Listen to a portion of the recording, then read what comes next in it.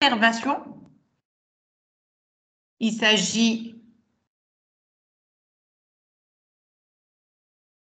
Bon, enfin, je compte l'enregistrement. Oui, Nassit, ma l'enregistrement. C'est bien. Donc, ça peut être donc des agents donc, de conservation, comme le phénol ou le crézol, et qui vont aussi permettre donc l'inactivation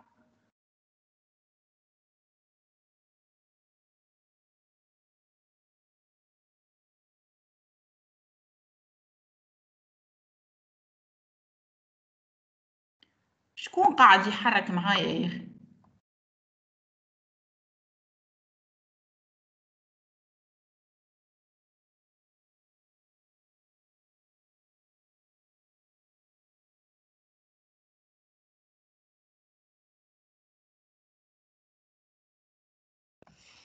Bon, il y a donc aussi des agents antioxydants comme la vitamine C ou l'alpha-tocophérol,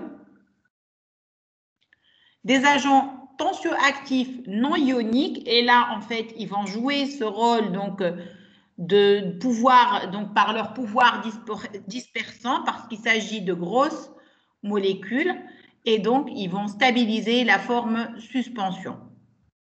D'autre part, donc comme pour toute préparation destinée à être utilisée par voie parentérale, on va utiliser des régulateurs de pH qui peuvent être donc des acides ou des bases. Nous avons vu ça aussi en 3e année. Donc, pour tout ce qui est préparation pour usage parentéral, donc il faudra avoir un régulateur de pH. Et quand est-ce qu'on ajoute un agent conservateur? Nous l'avons vu. Est-ce que quelqu'un y pourrait répondre? Alors, Mohamed, هذه شكون هذه بوكر هكا اي بوخريس اي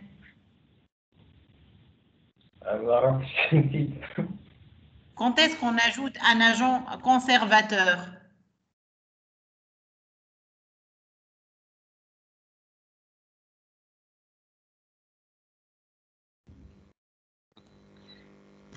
En cas de multidose. Des préparations multidoses, oui. Le volume. Est-ce qu'on peut ajouter un conservateur antimicrobien pour des préparations, tout à l'heure on va voir, de remplissage vasculaire, des poches de 500 millilitres? Est-ce qu'on peut rajouter un conservateur pour ces préparations-là? Non, on a une flore bactérienne. Non, pas du tout.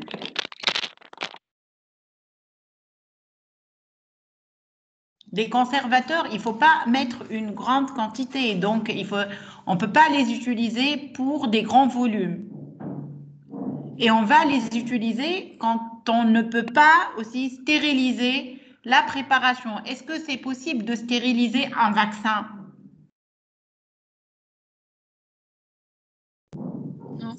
C'est pas logique. Si jamais donc on est devant un agent atténué, on va donc l'inactiver avec la chaleur. Et donc on ne va plus avoir l'effet du vaccin. C'est pour ça que l'ajout de l'agent conservateur, c'est très important dans le cas des vaccins.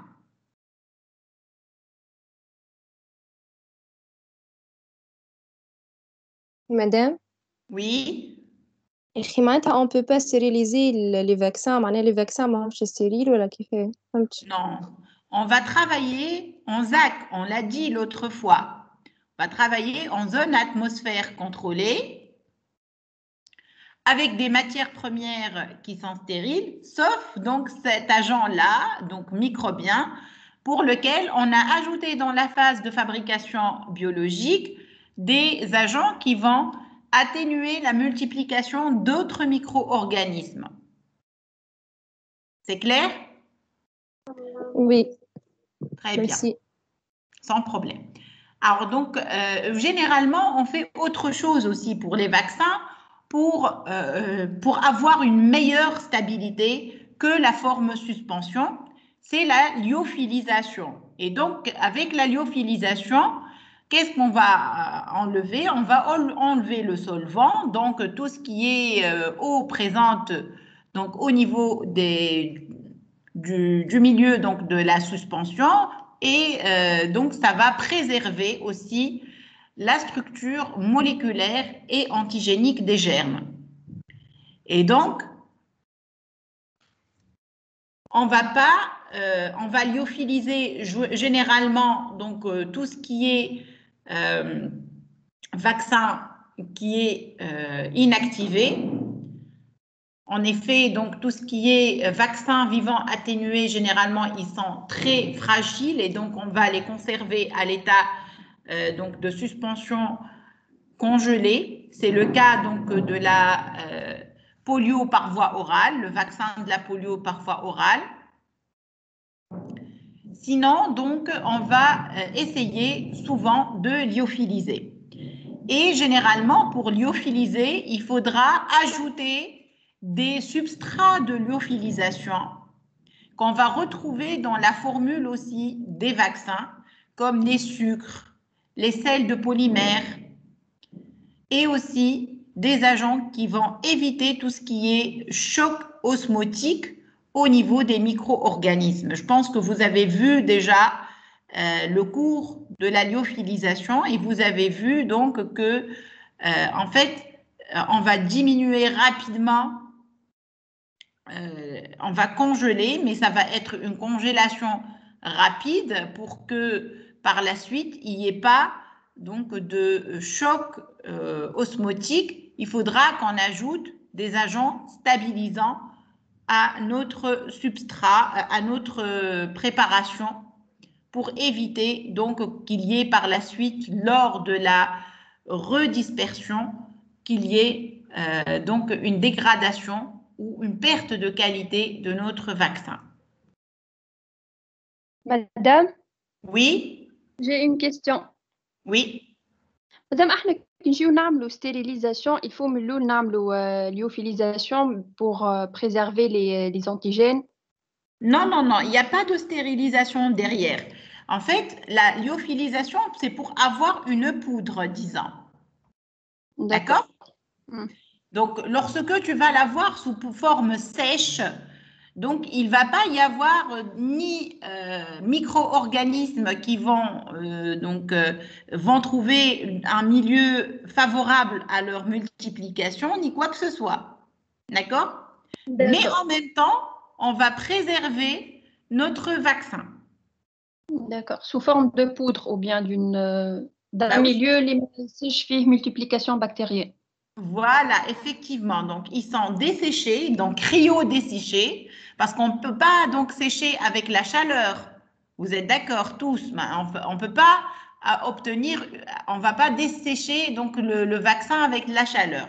On ne peut pas le stériliser parce que il est sensible à la chaleur. D'accord. Donc, du coup, il reste que le moyen, ou bien on va ajouter des agents antimicrobiens, si ça va rester sous forme de solution, mais aussi, n'empêche, on ajoute l'agent antimicrobien. Et donc un conservateur antimicrobien, autrement dit, et on procède donc pour améliorer cette stabilité à une lyophilisation quand celle-ci est possible. D'accord, merci madame. Sans problème. Autre chose qu'on ajoute au niveau donc pour la fabrication des vaccins, c'est d'autres adjuvants qui vont permettre de moduler la réponse immunitaire et donc induire donc du coup la réponse immunitaire au sein de l'organisme qui soit à la hauteur donc pour faire donc je m'excuse, pour qu'on puisse nous-mêmes, donc qui ont bénéficié du vaccin, produire nos propres antigènes contre ce vaccin. Et donc, plutôt des anticorps, je m'excuse. Ceci comment on va l'obtenir? C'est qu'on va plutôt aller vers l'ajout de certains composants qui vont induire ou augmenter la réponse immunitaire chez l'homme.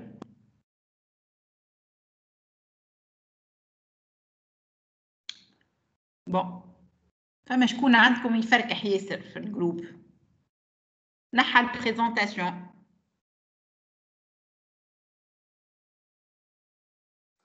مدام انا مش بالعاني ما فهمتش. اي فقت بيك، فقت بواحد معناها عمل ما عرفتش شكونه. Donc je dois reprendre la présentation نعاود نشارجيها. ديزولي مدام زي المره الاولى راه ننزل مش انا البكري. Je ne sais pas pourquoi vous avez le contrôle, Léna. مدام على خاطر رينيون عادي ماهوش رينيون تاع ماهوش في كانال وحده معناه يعني الناس الكل اي واحد هذا ينجم يدخل يمس اي حاجه كان جاي كيف ما عملت مدام قلول ولا مش بدر كانال وحده في جروب هكاك تولي انت الوحيده تكنترولي البي سي وكل شيء معناه يا هم عملوه لي شاقت لي يبعث من بعد كيت ونعملوه لك باش نعمل كنت النجم ما نقريش اليوم ونرتاحوا ما نحبوش نرتاحوا مدام سافا نقراو كيف ما هكا نرتاحوش باهي يا سيدي.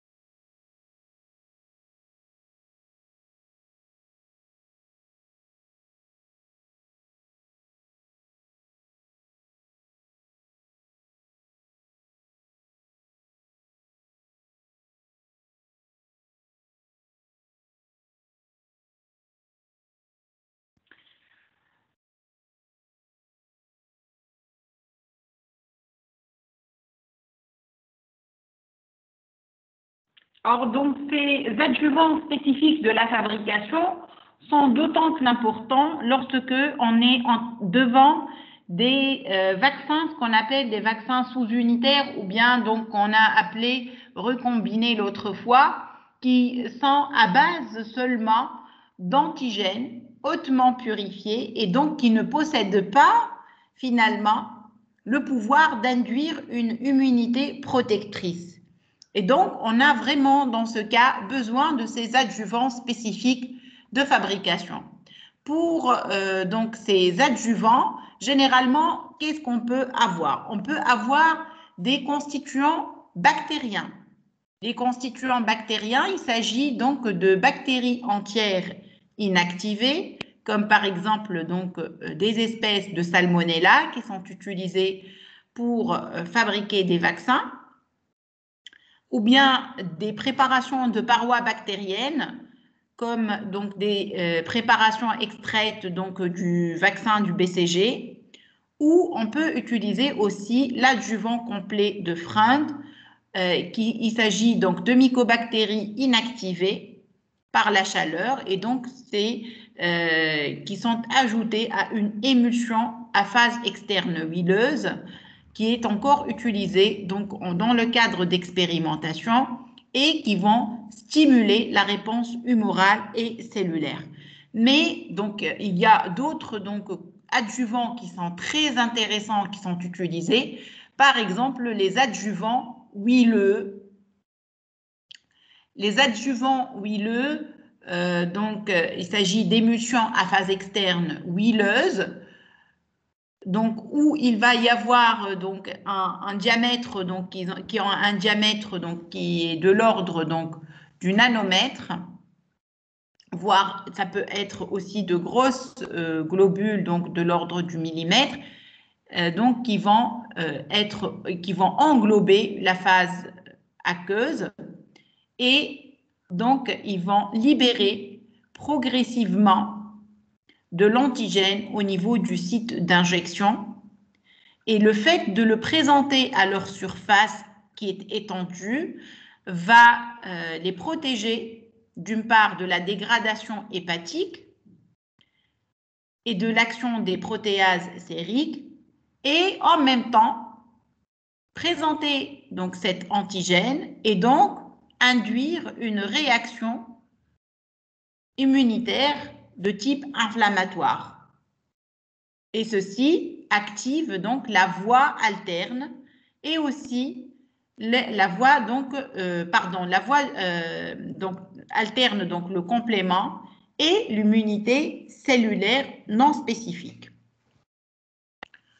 Donc le fait de présenter sous forme donc huileuse, donc l'antigène il va rester à l'intérieur de ces globules huileuses et au fur et à mesure, donc, il va y avoir une petite digestion, il va se présenter à la surface et comme donc il y a une grande surface donc, qui se présente, et donc ça permet d'induire donc cette réaction immunitaire qui est importante et donc du coup avoir donc une réaction immunitaire qui est protectrice. Donc on a des quantités d'anticorps après vaccination qui est importante. À côté des adjuvants huileux, on peut retrouver des toxines bactériennes comme la toxine cholérique qui est un puissant adjuvant utilisé donc chez les animaux, mais chez l'homme donc on est beaucoup plus sensible donc à cette toxine. Et c'est sa sous-unité B qui est purifiée, qui est utilisée. Et cette sous-unité va favoriser la réponse immunitaire non spécifique aussi, donc T-helper2, avec production d'IgA sécrétoire. D'autres adjuvants spécifiques et qui induisent la réponse immunitaire, il y a tout ce qui est adjuvants minéraux. Ils sont très utilisés, ces adjuvants minéraux, comme par exemple l'hydroxyde d'aluminium, le phosphate d'aluminium, donc on parle plus donc, de sel d'aluminium et aussi de sel de potassium, donc le phosphate de potassium, le phosphate de calcium, et qui vont aussi induire une réponse immunitaire non spécifique. En effet, il se présente sous forme donc d'un précipité insoluble de type gel sur lesquels sont absorbées des protéines antigéniques en solution aqueuse et donc on a cette forme suspension et il se forme ainsi un dépôt au niveau du site d'injection qui va stimuler les cellules immunoréactives par activation du complément, activation des macrophages et assimilation de l'antigène assimilation de l'antigène par les cellules immunitaires.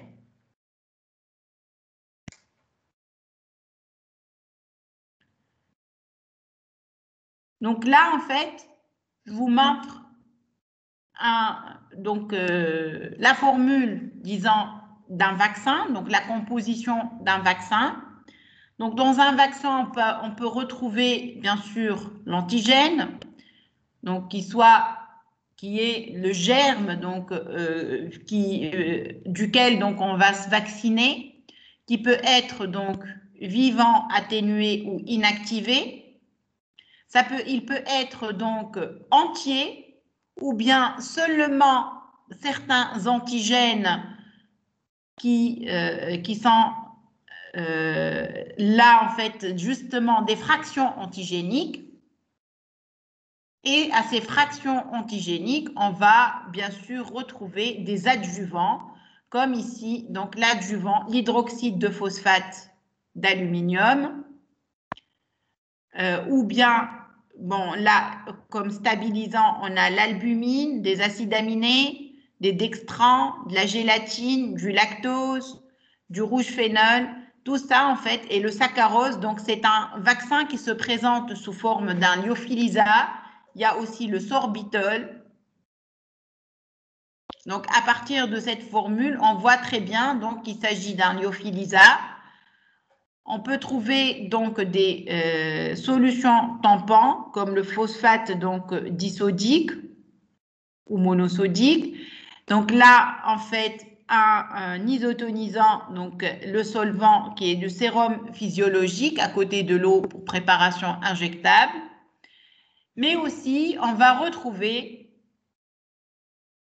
des cellules d'embryons de poulet, oui. ما فهمتش علاش عرفني ليوفيليزا. Il s'agit d'un lyophilisa parce qu'on a des sucres ici. Donc, vous voyez qu'on a le saccharose, le sorbitol, et aussi il y a des macromolécules comme l'albumine, les acides aminés et les dextrans qui vont permettre d'éviter donc ce choc osmotique dont on a parlé tout à l'heure. Je n'ai pas voulu reprendre donc le cours de lyophilisation. Vous avez vu ça au niveau du cours de lyophilisation. Vous n'avez pas repris votre cours, c'est ça? Ah, pas encore, madame. Voilà. Donc, vous allez revoir un petit peu le cours et vous allez comprendre que ce sont des excipients qui sont utilisés pour obtenir un lyophilisa et éviter le choc osmotique.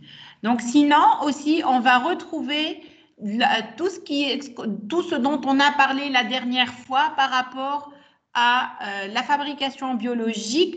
Ici, donc, vous avez vu les cellules d'embryon de poulet, œufs embryonnés, l'MRC5. Donc, tout ça, c'est des milieux permettant donc la multiplication donc du germe. Donc, c'est les parties donc de la fabrication biologique. À côté de ça, on va retrouver des anti-infectieux qui vont inhiber, en l'occurrence, donc la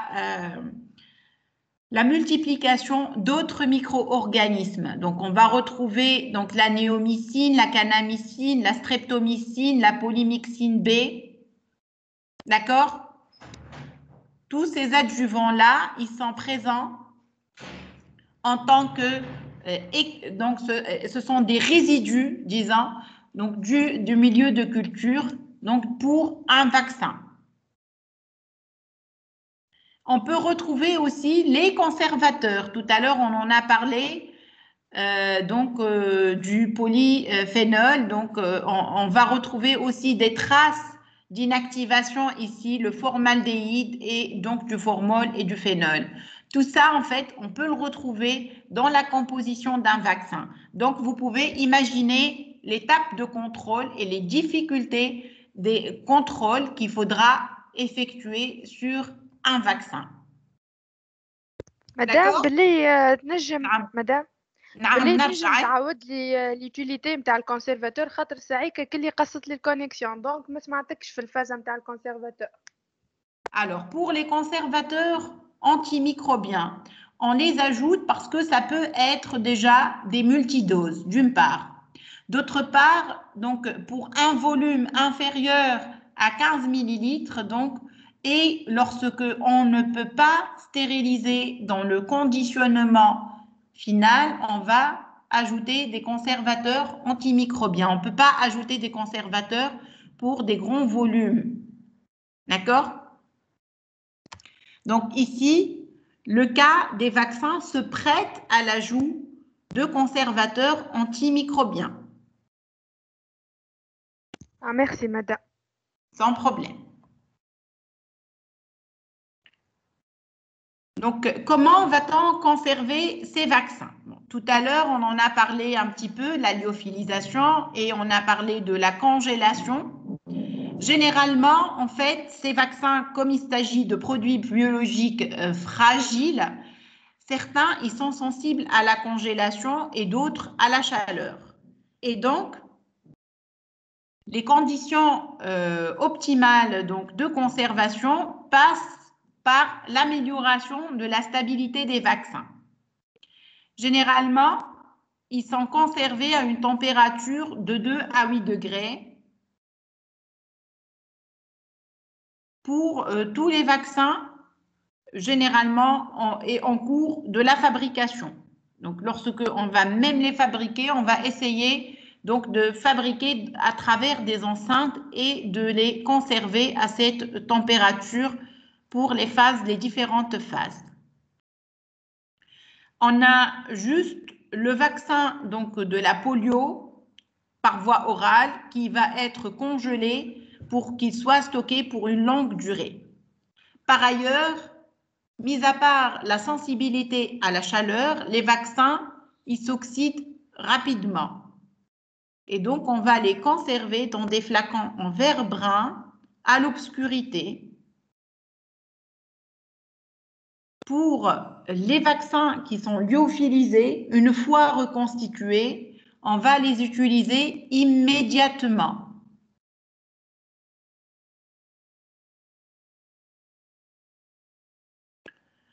Donc, l'étape de contrôle, généralement, en fait, c'est l'étape la plus fragile parce qu'il y a beaucoup de contrôles qualité qui se font.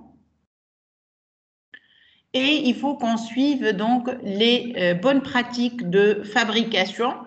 Généralement, donc, on va vérifier la stérilité et le pH. Comment on va vérifier la stérilité lorsqu'on a un micro-organisme dans la préparation? Généralement, on va inactiver ce micro-organisme une fois. Donc, on va procéder à cet essai de stérilité. L'innocuité et l'efficacité du vaccin. La reproductibilité du procédé de fabrication, et tout ça, en fait, on l'a vu la dernière fois avec les étapes biologiques. Donc, à chaque fois, il faudra, par des méthodes, donc on a vu donc de séparation, etc., donc pour voir avec des CCM, avec de la CPG, etc., donc les différents moyens pour revoir la reproductibilité du procédé de fabrication. La sécurité virale et l'absence d'ATNC. Les ATNC, ce sont les agents transmissibles non conventionnels, comme donc le prion, par exemple. Et la sécurité virale, donc, il faudra vérifier qu'il n'y a pas de vaccin qui soit donc non toléré, qui donne donc des effets indésirables graves. Et bien sûr, on ne doit pas transmettre donc d'autres virus à travers un vaccin. Donc, pour la stérilité, donc pour les vaccins tués et les anatoxines, donc ils doivent être stériles. Donc, c'est le même essai donc pour de la pharmacopée, pour les germes aérobies et anaérobies. Pour les vaccins vivants, on va vérifier l'absence de germes étrangers, comme je vous ai dit, pathogènes, et on a des limites pour les non pathogènes, pour les germes non pathogènes. Par rapport à l'innocuité, on va plutôt rechercher donc pour tout ce qui est toxicité spécifique à dose élevée du vaccin et la toxicité anormale à dose thérapeutique. Donc, généralement, cet essai, il se fait chez des souris par voie intrapéritonéale et on va vérifier donc l'absence de symptômes dans les 7-8 jours qui suivent l'injection. Donc, il se fait à deux doses différentes, la dose thérapeutique et des doses élevées du vaccin. Pour le pouvoir immunisant, Pour les vaccins vivants, on va vérifier le nombre de germes par numération de culture après dilution. Et pour les vaccins tués, on va faire une numération directe avant inactivation et une numération empirique par pesée après ultracentrifugation. Donc, puisque ce sont des germes qui sont tués, on va les retrouver au fond, donc par ultracentrifugation ou bien par opacimétrie en comparant à une suspension étalant qui représente donc un témoin. Pour les anatoxines, donc on va utiliser donc la méthode de Raman. Donc c'est une méthode de flocculation initiale, donc basée sur la précipitation du complexe anticorps spécifique anatoxine. Et donc on va plutôt avoir donc on va vérifier donc une densité optique par rapport donc à cette flocculation initiale. Ce sont des essais spécifiques, notamment donc au vaccin. Donc, si je prends ici le cas des contrôles effectués sur le produit fini, on va vérifier la nature donc de l'antigène. Donc, on va identifier l'antigène. On va faire le contrôle de la stérilité ou de la pureté. On va vérifier l'innocuité du vaccin, l'immunogénicité, donc celle dont on a parlé donc à 2 doses différentes chez l'animal, et bien sûr donc la stabilité.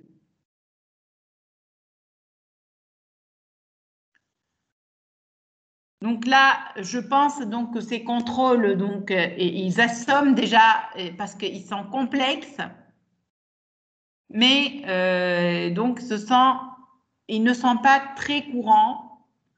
On les fait pas donc tous les jours ces contrôles-là parce que ce sont des contrôles qui se font dans des unités spécifiques.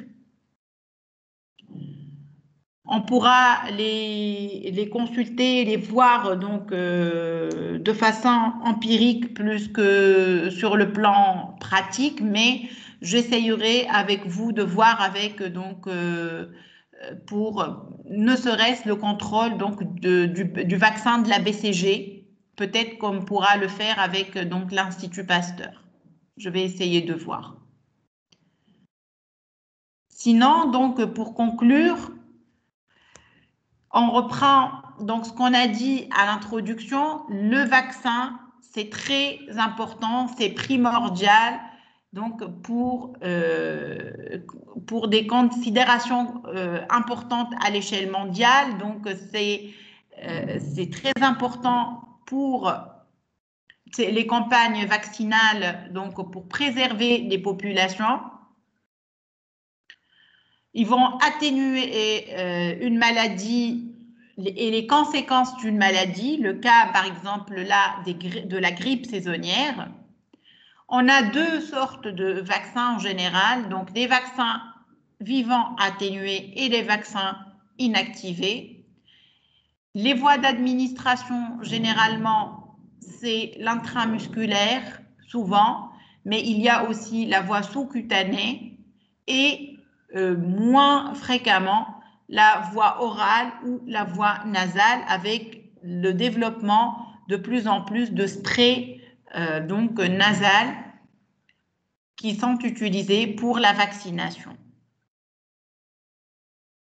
Sinon, donc chaque vaccin a un avantage et des inconvénients, des avantages et des inconvénients. Pour les vaccins vivants atténués, généralement, une seule injection, en théorie, bon, elle est suffisante et on a un très bon rendement de production.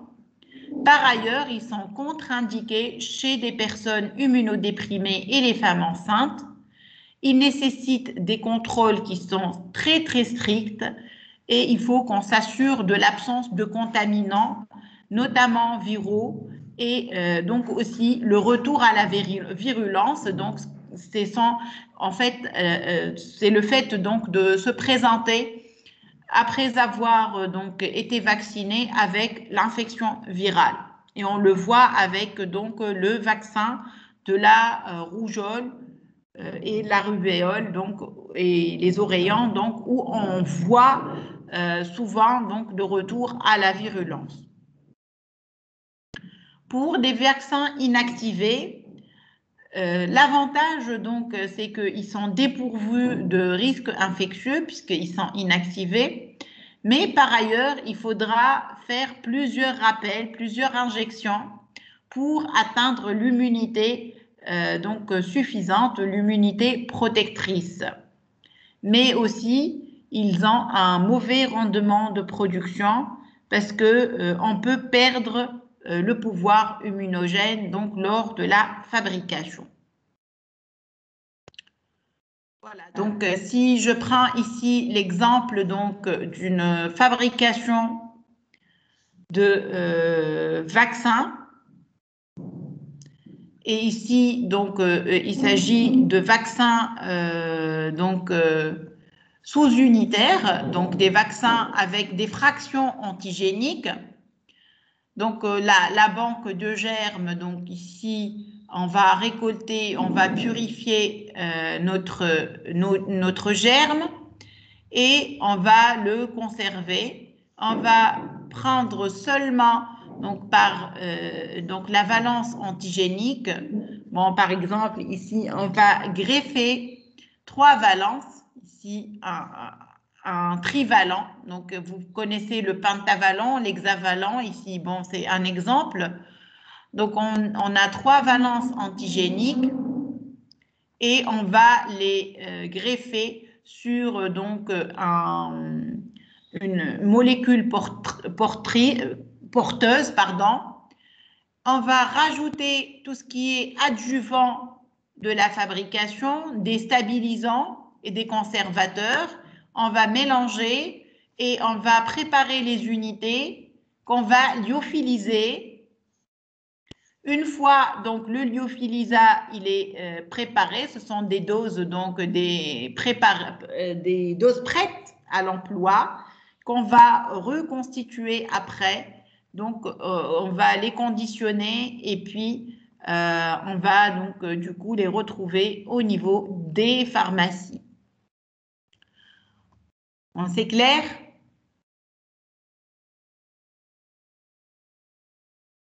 Oui, madame. Très bien. Ici, là, en fait, j'ai pris un petit exemple donc, des étapes de purification pour la fabrication biologique. Ici, c'est l'exemple donc de la polio inactivée, donc pour administration intramusculaire ici.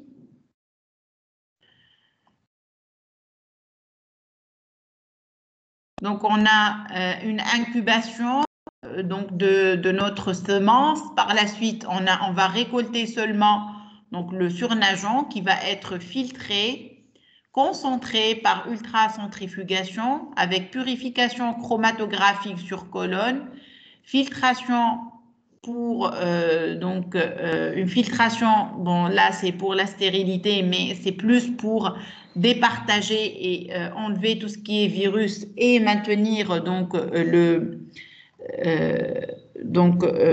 filtrat. Donc ici c'est plutôt le marc qui va rester, qui va être utilisé, qui va être dilué dans le milieu M199 et ce milieu on a dit qu'il va plutôt inhiber la multiplication d'autres germes et on va inactiver par le formol. On va filtrer pour éliminer tout ce qui est grumeaux et prélever donc des échantillons pour contrôle, pour vérifier l'inactivation, donc qui sont tous donc inactivés et on va donc combiner à d'autres stéréotypes donc de vaccins pour avoir donc un vaccin qui est multivalent. Bon, je vous donne ici justement la liste des vaccins donc, qui sont inactivés, recombinants et anatoxines. Et aussi, d'autre part, donc, la liste des vaccins atténués. Donc, vous voyez, il y a une différence entre les deux listes. Donc, ici, on a 7 vaccins quasiment. Et dans l'autre liste, donc, on a plus d'une dizaine de vaccins. C'est clair? Vous êtes fatigué, c'est ça? Oui, madame. Déjà قرينا دو كورس صباح. باهي. تحبوا ترتاحوا؟ 10:30 نهار 4. باهي. تحبوا نوقف لهنا ونقراو المرة الجاية on commence directement les solutés de remplissage. Oui, madame, هيك خير. باهي. Très bien. Oui, madame. نخليو للمرة الجاية et peut-être aussi qu'on aura mieux donc la session qui est faite pour les cours. D'accord? Inch'Allah, madame, d'accord. Merci beaucoup. Je vous laisse digérer ce cours et on fera la prochaine fois une petite revue et donc on terminera les préparations de remplissage vasculaire. Alors, je vous souhaite une belle fin d'après-midi à Epslema. Merci, madame Slema. Merci, madame.